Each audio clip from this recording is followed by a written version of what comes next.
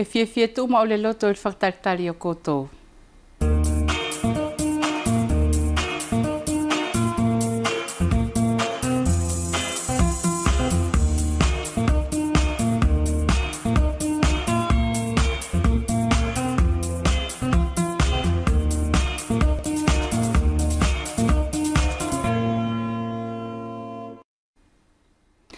Kainga katoa e mamata mai le afiafine i e momoria tua whakaapa-apa mālor kātaki ti muleano angar koto tau si mari mai e whai ki le temi whilawi o tātou i le talanoa. I le afiafine i e soko atu ai whai ale no anga o le masau i e tātou a le ulu se kola o le whetu nei. Le nei na kau anga to o e whainga maalie i le ko i o mai o le tautaina le nei i le ingoa o le Plesta sakomani manu o halalo ta fito Plesta o matu o whaiwhana o me futuna o whelaki ai ki le tamana le nei ko soane masei e whafofonga i al komite o matu o whaiwhana o alo. Kai ngai imua o le soko atu o le masau a tātou e tō mamatak wha imua ki le awhalongo a le taina le nei ko nilete si mabai tau ki ingoa o kainga kai ta fito i uvea nei.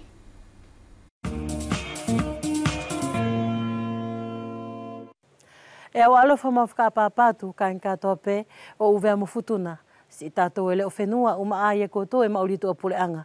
Malo tātou whakataki pe ke manu i e foki i e te wakafo o ai ni koto nofo ai lua fe ua furumatahi.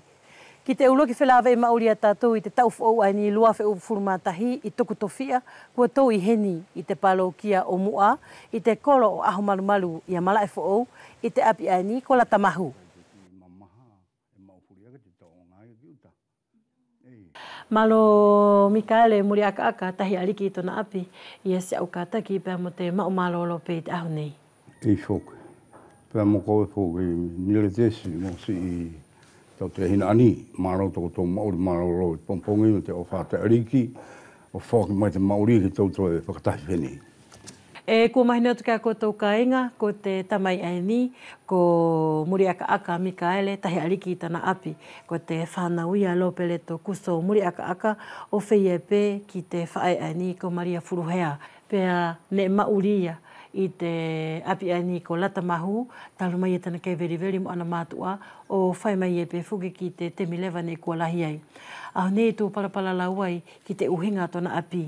Ko i tahi aliki e whealala ke whakamatala mai, pe ke whakamahino mai, ia te tupuanga o te hengoi o tō api ko Lata Mahu. Ko taku mauria ke nile tesi, e mure whoki au mahino au, i au nā whahinga historia, te uhi ko tāku pe te puaka o tangata, te hinga pia te api ko Lata Mahu. Pe amu hange i au, ko tōna whakauhinga ko te apia ne e mahu. Ne mahu i te mea furupe. Mai te mangisi ki te manu hange whakaaru whei te whakamatara uhinga ma te api. E whiara pe ke uitahi aliki, ko te uhahai ne nofo ai ne e whaa. Whaanga au. Ne e ke nofo pēr mo tau umatu a tahi aliki i Lata Mahu, ko te whahai ani o te muri aka pe ko te furuhea. Ko te whahe au no whai Lata Mahu, ko te whahe taku matua, muri a kāka. Ko tupuanga tamatou no whai, ko tamatou kui, ko tāwite, nei, pēr mo ona toko rua e toko tolu. Suliana, mo areta, pēr mo Meri, Pipiena. Pēr ko Suliana, ai ei sau mea. Whawea ki kanoi? Ei, pēr ko areta, ai ei sārua mo, whanau whilaki. Pēr ko Pipiena, e tōna au tāhene lua, pēr ko Mateia. Pēr ne nofo taru ai pe e tau kui ai a... Ko tāwite nire tesi ne nofo e vai marau. Ovi ki te whare eklesia.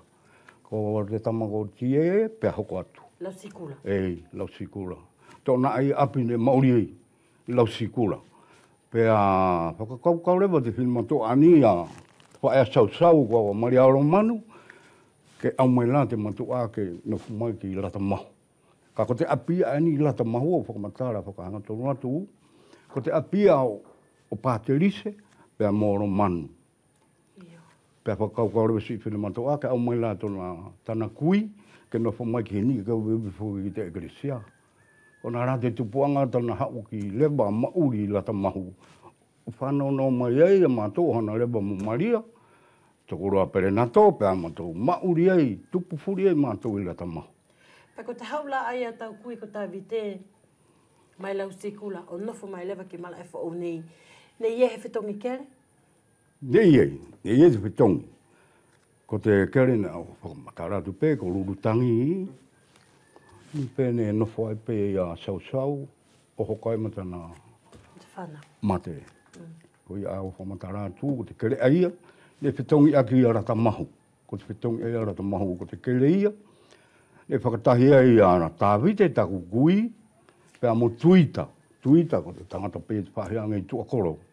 Ei, pēa kore le vai tuita, ke tukuange la ia lurutangi mo tāwite, taku kui, ka tukuange te ki konga mea mātou i mo tūrahi ko tā puta, e hanga ki te whahi lau kau ai. He le leia tāwite ia, e iei tona konga mea i whaioa, ko laro whetau. Ei, tona uhinga la ai au si i pahi ai au whakamatara atu ki ei, o uhinga mo te petongi ai au rata mahu. Ko i nitahi aliki kua mahina mai e te tupuanga o tau nofo i te api aini ko lata mahu, e whela la ke whakamahina mai, whakahaha mai tona utu a koi. E tō koe pe i a rata mahu ki tai, pēr mo te ki i whaahi ani ne no whae te ki tama kua mate ko pe te lo. E mauaka te tau o ngā kuria ki he, ki uta, ia mātou. Kau te ki konga mea ne ui whoke tō mātou ane whaki pe ia mātou ki ei, ne aru pe mātou o vai lua mo ka miri, whare moa. Me whaheriwa ae, ta whamai ki te whare ako, ko te u kere furi, e hake mai tai, pe hau mai he, pe hipo, pe arua tuheni, e oro pe whakatahi ki roto.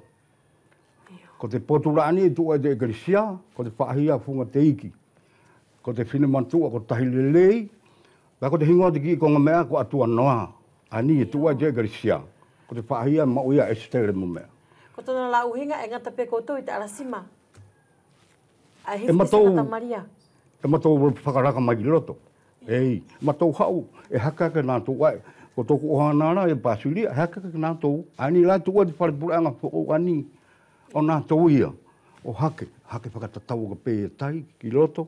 Pea toi hau matou ki roto, o whakatahi mai ki roto. Pea pe mo nā tō ani, ko te ukere e whaki puri pē ki te rotu. Ei, mai te u whamiri.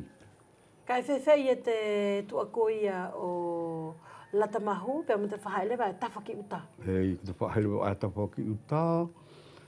Lanke mai no pegi di a whini matua ko aretane hana mo velio. Ei, ki kanoi. Ei. Vai lua ai pe, no fa peni te whare o Antonio Susito i te, ki te vai lua. Whare sima. Pea hifo ai pe te vai lua. Te vai lua pe ia o te esi mo mara o hifo mai e pe o hifo te taonga o tau tabore. Ki te tafe ai tabore. Ai e peni mo suru. Ko te vai lua pe ia o te esi mo mara o. Ka kusi pe koutou ki ai osi? More kaku ia mātou ki ai, e arua ke nātou, ai mai tai, ai lai e sefo wharaeo mea, o hakea ke peki te taonga, kaku i te vai lua fuki au whamahino atu ni le tesi, o mātou mo te esi. E whiala pela ke ui, e tu akoi e lata mahu, pea mo te konga mea ana anofo e sefo wharaeo, ko perepiteli o aia? Ei, perepiteli o, e hakea ke pe nātou, te taonga, pe aru tu mātou. O aru pe e mātou, o whakatahi te vai lua tahi a hau mai uta, o huipo ki tawore. Hoi vai pe tahi.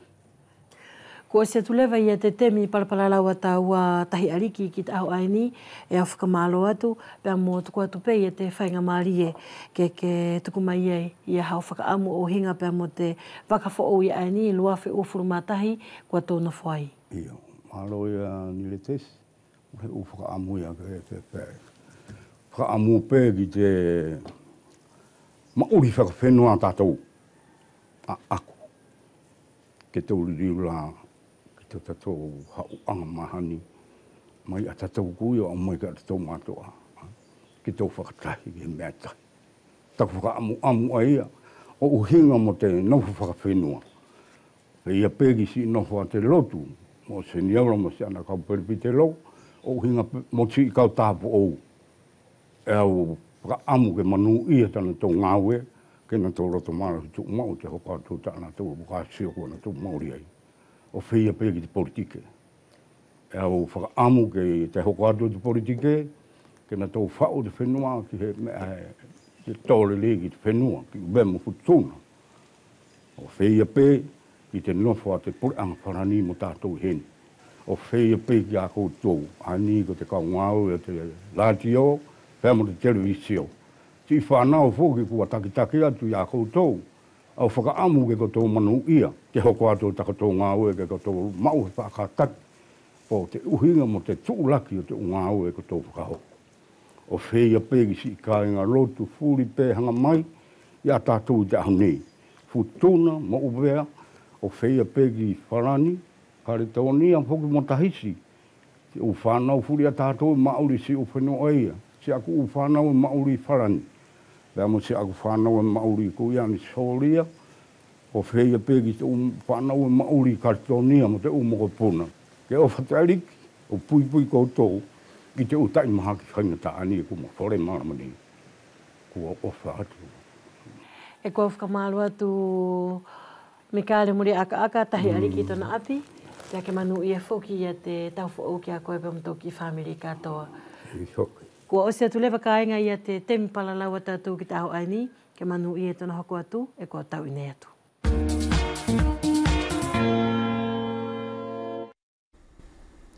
Ko ia kāinga e whamalo la sia ke whaigile nei tau tamana le ano anga o whai whakamatala kai tātou la kutonu ke sako atu, tali e ko le nei ku tō whakatasi whaiti mo le tau taina le nei.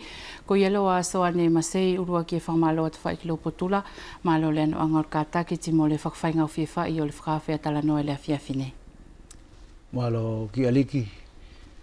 Ki aliki i mu o lak whakatalia atu ki visiria ne ko ke anga tukumai. Tukumai whaimusinga temi kei whai e mu o si whakapaapa le nei. Ta fito ki potu whakawhenua o tātou. Whalaki e ki le potu o le mauri whakalotu. Le se ngala whuki te au lātou kolpuleanga. Ka ta fito kese lātou whakatio ki mauri tātou i le whakateri tuale. Ko i e whakawheta e whamalo la siatu ki le noanga mori aliki o le nei whakawhe kuke anga tuku mai. Ki le ano anga le ia o potu le nei e kua tau kakuki ai. E fia whoki le loto mao nei tau taina i le nei lau anga o tuku mai a konga nei. Tokolo na uinga e whea ke vai atu e maua le nei. Ani whasi ngā konga na whelawei i maua ka mataanga o le nei whetulu a kalutu ptasi. Whamalo atu soane ka e Plesta Sakamani, manu halalo urua ki e toi whamalo atu whaifokilo potula. Malo le ano anga o le kātaki ti mo le pale mai whaifoki ki tō whelawe le nei a fiafi. Malo ki aliki. Amana ki au kone whai a whawheta im whamalo kua whela ke tuku atu el potu le nei soane. Ki pan marunga whawhenua ti e amana ki au kua langi whea o ngai whai. E whawheta im whamalo atu ki aliki ki potu tawhito le nei o lau anga tuku mai whainga mari ke whea lai ke vai atu ai e maua nei a konga la tawhito ki le kamata anga o le sekola i whetune. Soane e kausa mai ki lo potula tali e matala whai ki le mamata mai le a fiafi kol kuputaki o le nel vasa ala e whakaanga ta fito ki le ursekola. Te fiafia lo kuloto tali e whelawe mo kolu e le a fiafi nei, koko e ta fito na tokanga ki whanaua nei futuna e wholau sekola ki kartonia, te whakaamu lotola ke anga mua vai mai, a konga na mawhai ke whelawe whukmoia i le ursekola o fetu nei ki whanaua na tātou i kartonia. Malo ki aliki. Ia liki ki le noanga le o le nei a le konga kuke anga tuku mai le fiafi nei. Ko se konga e whaingataa ti whakalo alofa. Milo nā noanga le ia, ko le whola ufo ki le nāno ki ni umeala, nāno aula ke ano wha ia ula o ave luktoe ke ano ia sekola i kartonia. Kai wheala ke kau anga vai atu i le nei ki tātou whakatau furi le nei o vea timu futuna. A whaingata ia o le ano o whakauru o tātou whanau. Ulua ki mua ko potu le nei le me kartoniala. E na tātou ula whasi ngā vai ngai lua e na me kartonia, ko lātou ala e pati e kau i le sekondea. Ti kese lātou ala i le siperia. Ko konga le ia e kau whima sau ki eila. Ta ko tup tā whito laku masau ki potu le nei o sekondea. Ko le ia ngane alofa lia soria ke le ia teritua le ia ki whanau se kolaria tātou kartoniala. Este avelo a ia ki whanau. Ko konga ia lau tio atu e mali la ko anga tu whala ua te atu le nei ke tau whakaukau fo mali li e mo tio ispule aki. E avelo le nal whawhala ale ia ngane alofa lia sori le ia teritua lela e ave ia ki whasekola. Ko le alon tupuanga e ave la tau kia ila. Ko ne futfuri anga toe la ia o whakasoko ki ane sekola poko ani ta tau poko la potua la o le kafa de ko ne whawhanaki. Tau furi e. Ko ne furi ana e whailo la tau le ki aliki e ave la tau ki whasekola ala ti au mailo whasekola ala e ki uve nei. E ie mul ngā konga tia tō kia i e se matawhi au ngā ki te au. Ko le nā anofo ngā tō le nā le iaila. Ta lasi nel matu ai pati mai la to nei menu mela le na felongo e matu na fai ki ila ku vesidia ke loa e fai fana ki lo ti mauri ro ngato la ia ki lea ko ile ko kole to ki to ko iki na to ko ni ko ngane le sana ke la nga pela to nei di e pati le ile e to tongi ki te mi pensionnaire te ia ki to e na tato ki no mea e fo ki mo fenga ta ia e kainga. Ko inga lo ti mona ane na pati mai le ia ki campus de Sile mo campus le ia o le univ ko le université e na tatou nei na natu matou le ia le ne fetu le ia kartonia la mo pono e a konfale la ia ko lo na no angaloa ka Paulo corto la ia e te mi pensionnaire ia ti e lia ia masina ko konfruafe sana ke lo ko nga konfrofe ke tongi ai nga le na ka mauri ai foki al matuala ti ka Paulo e no foi e tafa ka tatu uaia ti e li ki le na nga ka inga le na le ia o ki tola ia in masina kan futu fitu afe ko konga le ia e ka tio tu ki ai e fakalo alo foki te au e palpale mal mauri la ia ti mau nga fafala ka sana ke ia o tola ia te fengata ia la tou ini fasinga whakaukau ko le noa ngai o laku lima natu tuko tō le ki aliki vai atu au ka inga furia lai whakalongo mai. Ko ieri e kaupati ai, ko lātou anei o le patatou lātou ni sekondea. Ko lātou anā le ia e pati au e whakalo alofa. E whea alofa ke pati mai ni ngā tō i kartonia i le ni la tātou la au visiri mai lātou. Ka tō e lo mātou la puse tia velok whea. Riki e se matari foki. Ko vesiri ia li e takani lo le ne la kangala. Pe oki loa ana la tau foni tio la le ia e anga la tau o to le ia o ama ki teritoriala. Ka to lo e singane a tia. E te didi ufa e farfono. E matala ki te koe soane pe fia ngā tau whala foki o to e le na mukali ki e le na ngane alo whala? I te au la ka pau fai e ki sfetongi e ki aliki ka fai masanina ko ngā kau whawhai, pōs ngā kau tōru goia. In masina? E io, e ki se, e se mawhai ro ke pati atu lau, mali e longo furi mawhai e masalo pōs ngā kau wha. Ko iali e pati atu ki te koe, e se uta. Ko nele i e whakalo alofa ki te au la ki aliki re ne whetula. Ko nia pepa ne su atu e, nia pepa ne e whairi e kamataanga o whetu. Ko le kafat, ko lato la, ko le Michel, ko potu le ia o sfakonte i whalpaanga, ko le assurance, ko le nofoanga la foki. Ko le Michel, ko le nane o le campus, ko le cantine, ko le whakate le ia o transport terrestre. Ko ne ana e pate toki te koe le.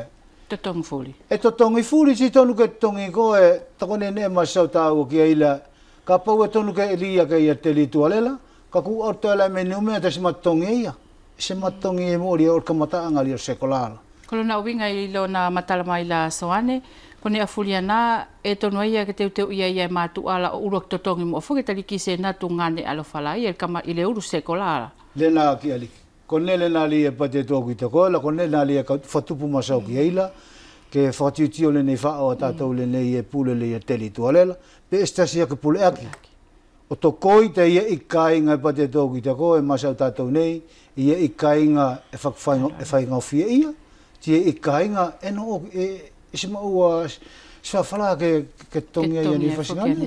Kone e whaitasi ka whai e toi la ia, ka pau ko stoi poto ki aliki. Tia ki e sekolala, alia ke a whailon mori ka popongi la ka toi liu mai kilon kāinga. Ko potu ai re masawa iau ki potu le nei o secondaire, ko ia le ia tokone ane ane sua tu ki tako la ko le na le no ngalo whakaukau e ki aliki le ia vai atu au ke tātou furi ko matu ai le nei, poko le no anga e tonu ke tio tātou se pule aki whakatasi.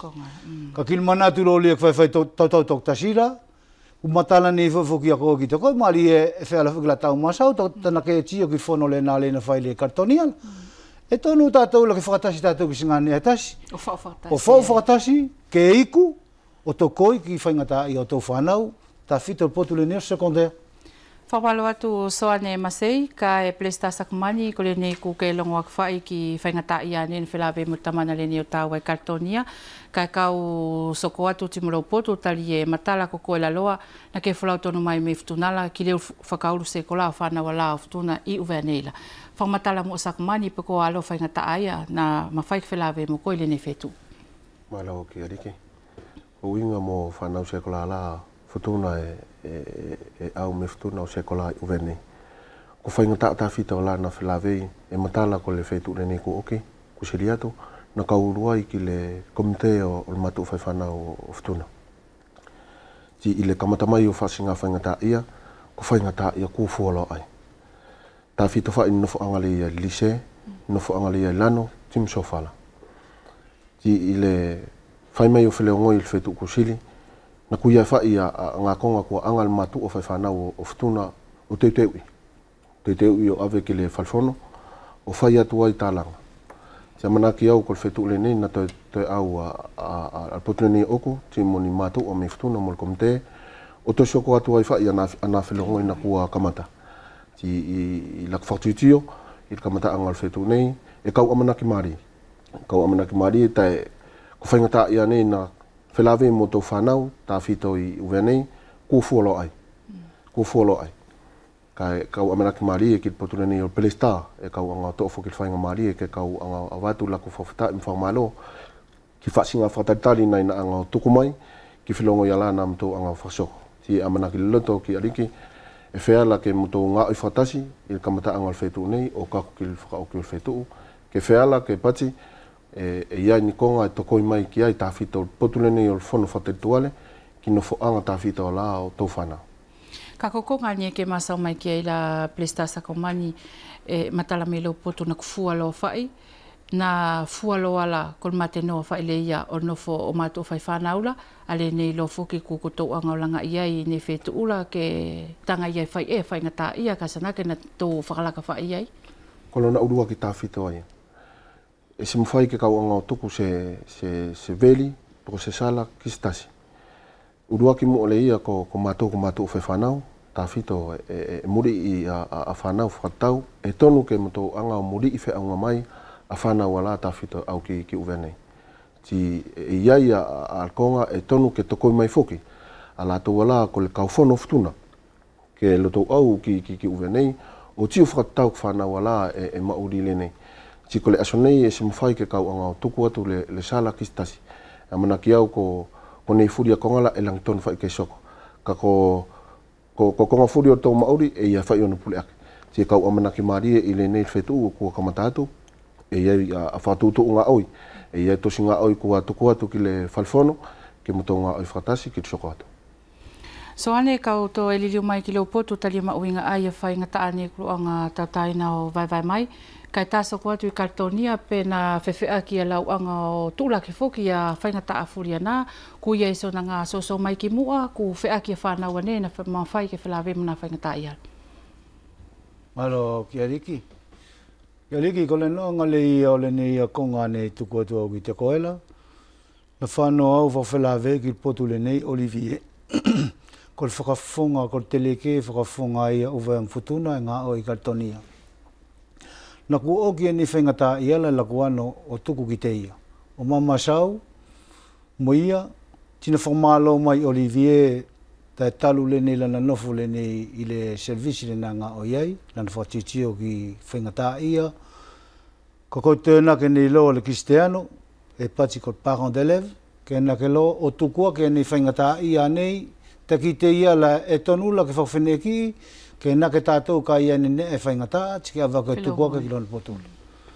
ko nelena pati mai ale telege ki te au so ane ka whamalo atu ki le noanga lauanga vai mai ki te au na no fo ula e matala au ki ne whangataia e whaine e whasinga pulea ki e latou kartonia o inga tawhito mua te mula tau nea sekondea tako sekondea le ne pate tau ki te koela ko le ne pulea ki le ne ku toi maliu mai la tatou kia i le ne alfetu lua whakaulu tuptasila mo lua whakauluala ale ia ke ave whawhala li e sori mai le ia teritualela ke ave le ia ki le whasekolala e se matalau ki lau whakaukau ki aliki ka esmari ia whakaukau ka whakalongo toko latou ane tina pati mai Olivia ki teo so ane ke anok futuna mo uvea ko tau masau i uvea timu futuna ke tio ispuleaki e tonu ke ulu whakanga tonu ko tau ki servisi futuna o no tuku ane ko tau whakaukau la ki ai ki soko atu le ia ngā oi timu totoka maali e whanau tātou. Tole ni lo lauliriu mai la soane koa puleaki tali e masau ni tau ala ko secondaire ka feaki ala to fuki ala ko whanau atu ki sekola tau alunga atula. Ko nei whaingata ane nei na sua atu au le ia secondaire i lato nei o le superior.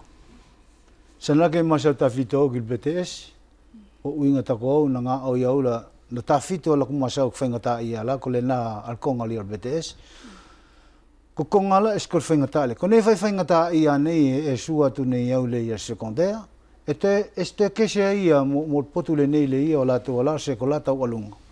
Anei whaingata i ale ki tuwai atu le ia o le bosa. Ka kone e tonu ke totongi. Ti tonu la ke natul matu ala e mos whawhala ke totongi ai. Ta ka pau whamulmuri wa ia iala. Kuti aki e tola ia sekola ala ia ka liriu mai ia ki o tātou. Ko ia le ia e pate tau ki te koe ki aliki. Ko nā konga ne sua taula este kesei. Ko konga fua le ia na kau anga tukuaka ki le potu le nei o telege tātou kartonia. Ko nele fule e whakalo whaila. Ko potu mu le ni o latou le ia o le nei o vainga sekolala. Ko le lia te stage. Ko tasi le nā whaiwhangata ia ki aliki e lasi o ki kartonia e tatau wha e ia me secondaire o kakua ia ki le superior. E mana tufu au la kola kole li e whaile nei la i la tau nei le i e pule servisi le nei o terituale uwe ati mtuna. Ke to koi ki le nal kongala, na kol kongala i le lia te stage i numea whaingata. Molfe ave akila. E sima whai te kolona uinga, e si sia sekonde ala ia te awa ke ngā whawhala, ka konalon whaingata i rea pate tola, e se avela ki toela, ka avela ki whasekolala. Ka koneli e veria ila, ko lata ulo ala le i alunga li a sekola tau alungala, este yelos ngā toko i marteri toale lai ki lātou. Ko lātou whai Ko lātou whai ala, ka whakau i o lātou te monte le ia ki lia de stage, whakau i le o lātou afsaele, ko konga nā lia pate tōki te ko e ki aliki, e whaingata ai ki te au, ko ile ia e tonu ke kau au le nei, ko laku kole li e whai le nei la. Tātou furi na kaku kartonia le ne whetu, luaf kalu tuptasi. Ko tau alofa ka tau whakatasi ki singa nea, ta tau uvea tim futuna. Ke tau uanga o afa se, ke tau uanga o afa, o whai se puleaki, o uinga timu nei whaingata i ala. Tau whaingata i a nei, e o ki tātou aila nei, ti a pongponga tina ke i whanau, o te whalawe whai mo nei whaingata i ala. Ko ia lea ki aliki kau fia whatatari atu, ki la no anga lea Love City, ko ke anga tuku mai, o inga timu nei a konga le nei, o whasekola le nei, tawalunga. Pamalo atu soane ka e prestasa komani e fisoko atu whaile no anga lakfia i leo la tali e ia puani ta fito li ena tupua ia lau whalau tono mai me fituna e kau fililiu mai ta fito ki to stalanga nei na mawhai ke kuto ngā oikiai o le tatau whai peko no foanga peko le sekola o whanau ta fito ani me o futunala. Iyo, malo ki ariki. E iyo, e kau uru mai il fetuku oki. Kana iai ale al tostalanga na anga a matua o te i luafe ka mfurto puiva o ave ke wharifono si kolkonga na kau anga whai kole muri i mai o talanga la na kamata tari e ia il konga ki aliki e kauto e whamanatu i le terituale o uwe mfutuna kol mauri i futuna e tiu whakatau whai a tātou ki aliki ki le ia ale keskese.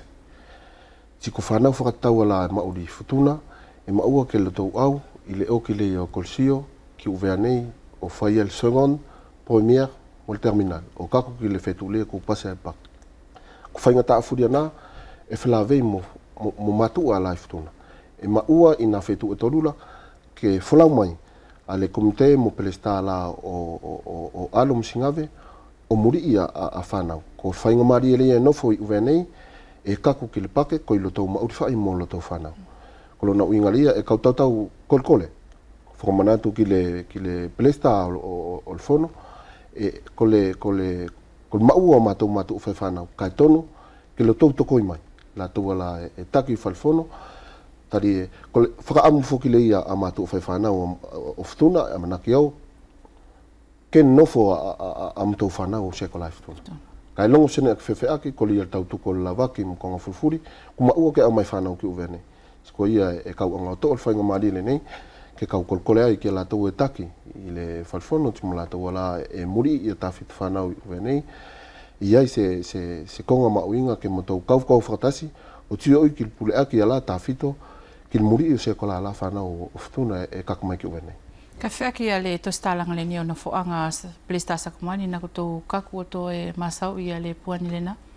Na kaku ki ai ki tai kolona uinga le ia e iai a le alwhainga ta ia na whilawe mo no foanga la ilana mo sofala e matala whai ko le potu ta fito le nio lotu e muri ia ta fito a whanau e au nofo ili no foanga ti ila kuru mai il fetu kusiliatu e kaulongo ki le kupu le ia ko le plan de redressement ko konga ana e ta fito ke anga o te whatuntonu mai ta fito ki le tosi whala le ia e muri ia a whana. Ti se mawhai ke kau anga tuku sala ki ili nei al whelongoi kistasi. Tai sona uinga.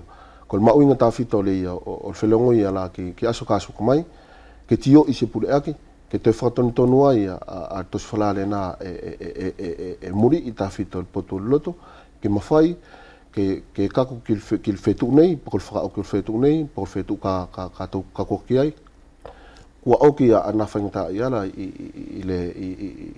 il tapono ti ko tostalanga le na ko ave na emto anga muri ila ku amanaki mari il faile al filongo mo pelesta al fono e lo to anga kua oki al tostalanga il tuku kil service le ne travaux publics kua oki lo to anga fa anga o chiffre ti amanaki mari eu e tonu ke tio isipule ake poko fea a tos paanga kalto anga tuku ke kamatai anga tari matala kono fo anga la ta fito lano mo sofala kol fetu ko tortupu le nei o fale la e nono fo ai a tofana ko ia ka amanaki mari e kile nei al sokoto e fea la toko mai a falfono kninga oya e ta tau fa mo no fo anga le nei lisela na pati au ki aliki i le fetu kusiriatu na ka uano o fratele mo lato wala taktaki ki le no fonga lise e to e faiso ona a keser ka i la fortitude e to taula loke al no fonga lise tari kolona winga ko fo ki le nei e masawatu e fratau i el pelesta o matu fafana oftuna na ka ma uri se kola lise tin ka no fonga ile aso na kaulu atu ai ki no foanga le ese fe awa e pati e pale temi ti au mon fainga marie sagina ke anno foanga la ia puto sor muria ia ti e se pati au ke kawanga to tu ku sala ki stas e urua ke kol muri mai mato o me ftuna anno foanga mo to fanau ti ia ila to wala fa fonga ia a teptuale e nga mai o nga per ka fono ftuna Whamalo atu plesta sakamani, so ane ko te mila lo foki ku to whai, ka e mau whai a se ngā temi ke anga o tuktuku mai, ta whito ko no wholo lene ia au kumatala ki te koe whainga ta anana whilawe mo tō whanau lene whetu ula, ko a whaasinga tio ke no whailoa lene lakangala, ke ma whai foki a tō wafpule aki ki konga furia nei ku ke tio mataki ai Kaltonia. Malo, Yali.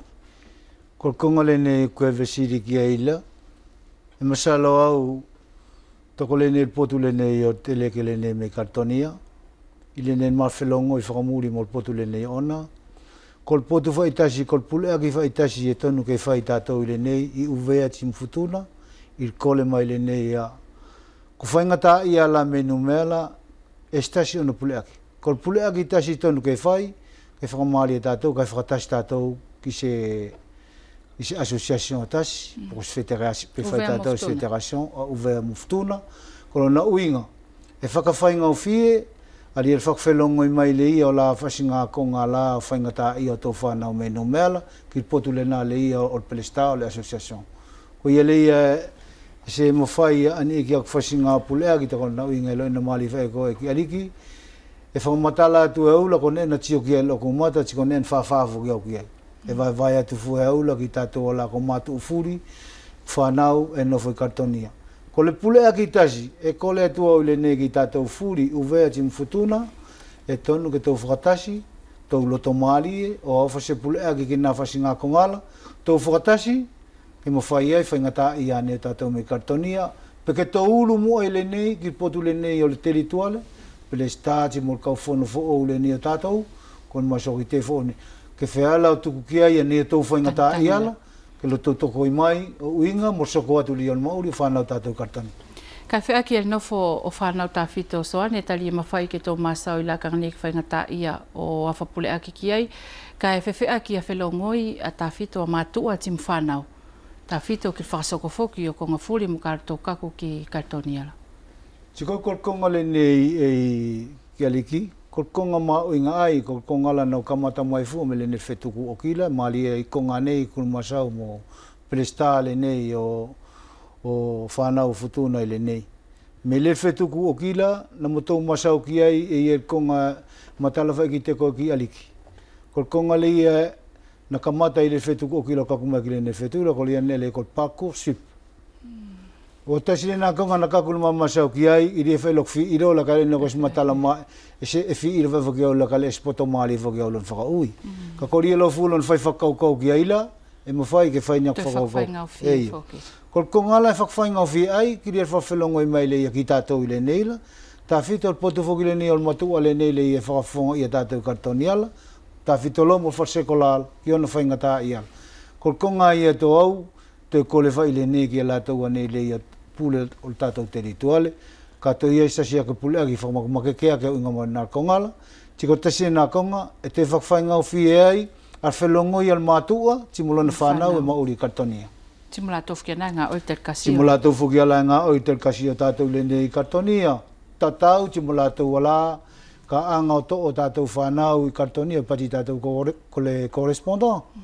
Iki ana konga, e tonu ke whaitu ma o tātou, ko whamalo ki lātou, I le alo whaeli o tau si a tātou whanau I kartonia.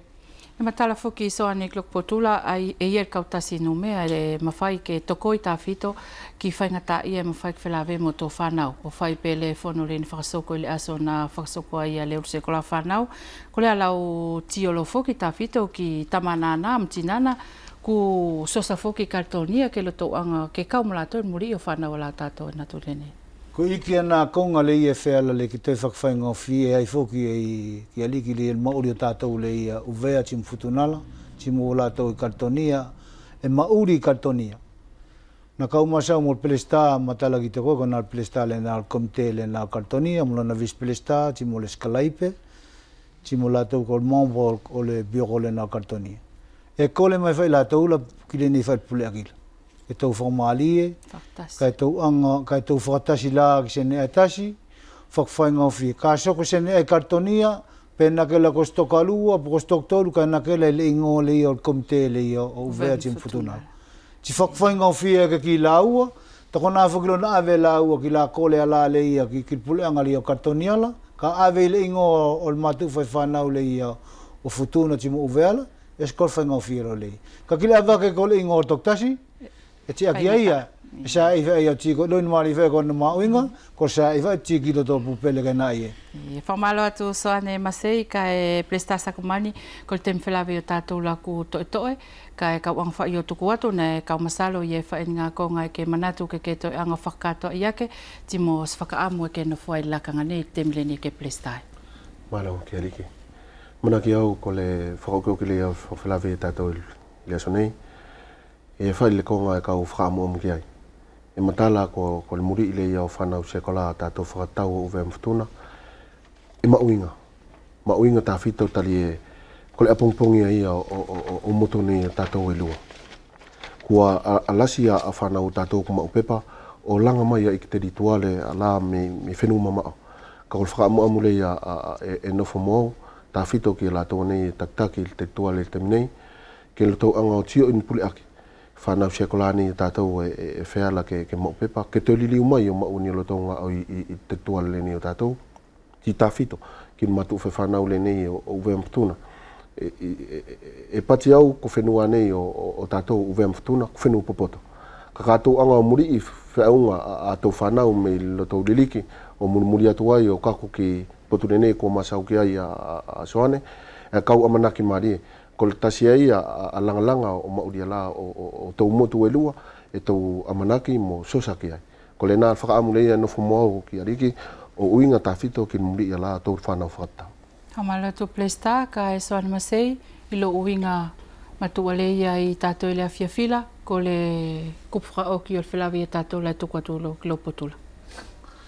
Malo ki aliki malo ulua ki le nei whakawhia whila e maa whawheta ia tu whamalo atu i le nei whakawhia whila ki ko tau furi ko kāinga mamata mai o inga ti mo le whelongo i le nei na whasoko e mātou ti mo le potu le nei o ki aliki potu whaitasi e kolkole atu i le nei ki ko tau furi e mamata mai ka pau nei e se kupu le nei whaksila la te ala toto o inga ti mo kongana ke amanaki ki ai i le nei whaksila la tea e maa kole whamolmole atu ki potu le nei ko tau kāinga furi. Ko le anoa ngawha ele i alfia vai atu. O whasinga kaunga na whelawe ti mau vai vasa anei bokol masina le nei. O inga e whai ti mwhaingata i ala o whanau whatau furi o tātou o vea ti mputun.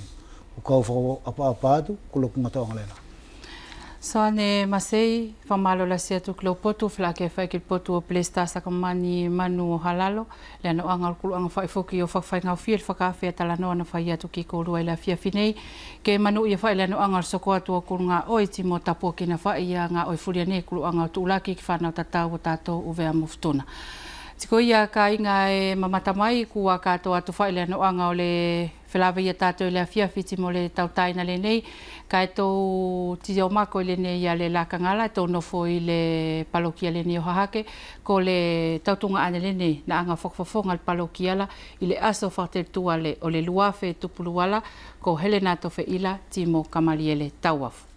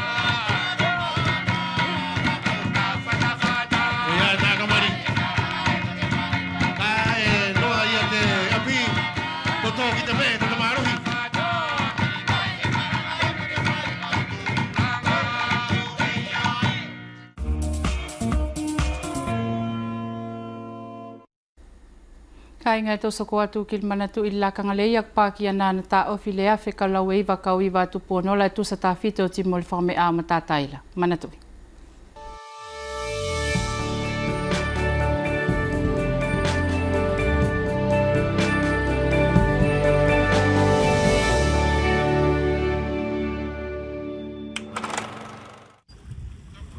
Nous avons choisi au hasard une plage du côté de Hihifo, un décor de rêve pour les enfants encore en vacances. Cependant, à quelques mètres d'eux, de petits dangers les guettent. Le premier, les bris de verre en tout genre, de bouteilles, de télévision ou de fenêtres. Et oui, nous sommes sur une plage. Ceux des îlots ne sont pas non plus épargnés. En y regardant bien, il y a pas mal de déchets. Alors, si on veut arrêter ce processus, il suffit tout simplement de mettre ces déchets dans un sac et de les ramener dans sa poubelle en rentrant. Car voici ce qui arrive aux objets jetés en mer. Les bouteilles en verre, si elles se cassent, on peut se couper, on peut marcher dessus, surtout quand les enfants se baignent comme actuellement, là, comme devant nous. Sinon, c'est des gîtes à moustiques et puis ensuite, ça va dans l'eau, on ne le voit pas, donc on peut marcher dessus, se couper. Le plastique, ça ne disparaît pas, ça s'accumule. Alors plus on en jette, et bien plus on en aura. Et on croit que ça peut peut-être partir à la mer et qu'on en est débarrassé. Et en fait, ça peut très bien, avec les courants, revenir, être amené sur les plages. Et plus ça ira, plus on en aura. Et en plus, en se décomposant, ces plastiques peuvent être toxiques. Certains plastiques peuvent être toxiques.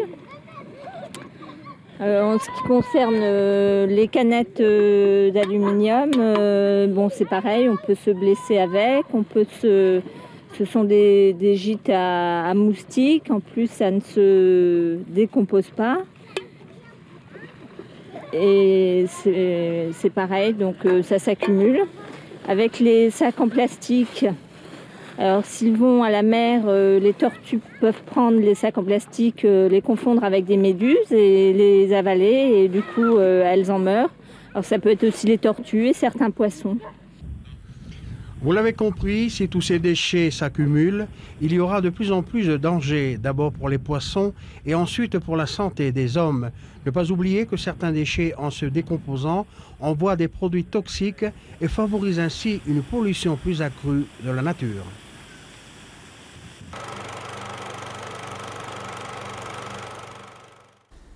Skol felave la loa ka inga tuku ke whakaoki atu ti mō Mali e ukalele ni o masolo le niu walu tuku koe kautala noa. Lena.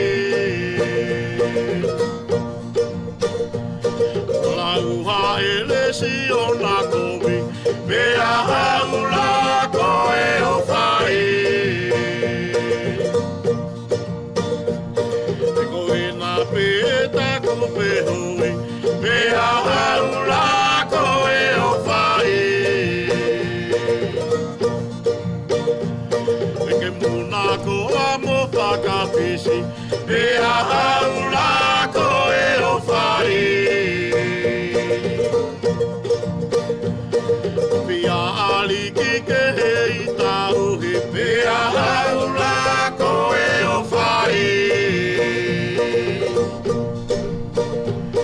Kamure ke whakataki hina tahi pea moe noa o mate ai. Kamure ke whakataki hina tahi pea moe noa o mate ai.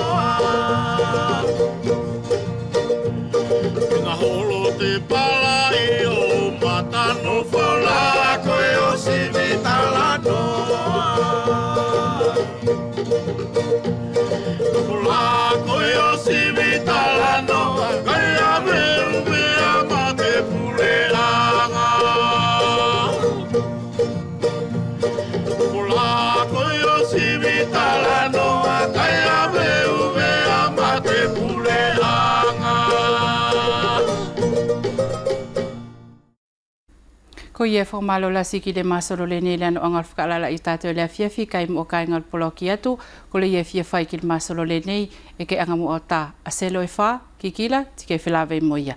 Poloki atu ka inga e tautu whilawe wawe whai ko poto alo whātu.